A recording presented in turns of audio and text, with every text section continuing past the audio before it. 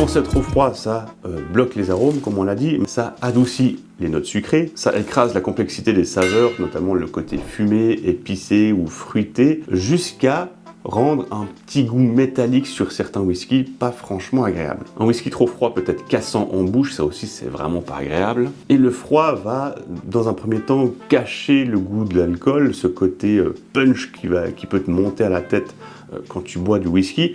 Ça peut être une bonne chose, mais simplement que c'est un peu un effet qui se coule. Tu vas te prendre un bel uppercut juste après parce que l'alcool va se réveiller par réchauffement et paf.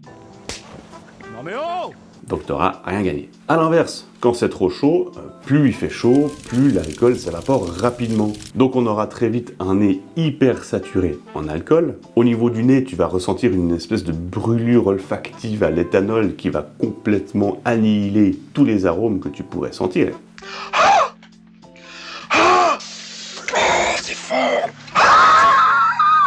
C'est bien dommage, hein, parce que le nez, ça fait partie des 3 étapes de dégustation d'un whisky. Également, avec un whisky trop chaud, les arômes se déséquilibrent complètement. Les notes fines, comme les fleurs, la vanille, etc., vont être écrasées au profit, de façon assez déséquilibrée, des éléments assez lourds comme le bois, le cuir, le fumé ou le goudron. Et donc ainsi, tu vas perdre l'équilibre subtil que les maîtres distillateurs auront cherché. C'est du travail gâché.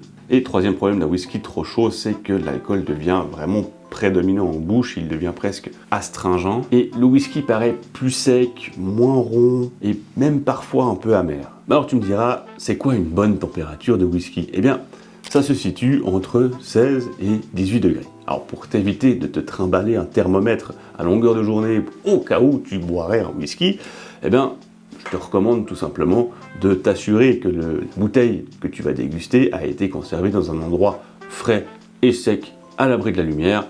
Et en principe, à température ambiante, tu vas éviter déjà pas mal de problèmes. Si ma foi, le whisky est à 20-22 degrés, à mon sens, c'est pas dramatique, puisque tu vas assez rapidement ajouter des petites gouttes d'eau pour ouvrir ton whisky. Et donc ces petites gouttes d'eau vont faire baisser de quelques degrés et tu atteindras cette température idéale.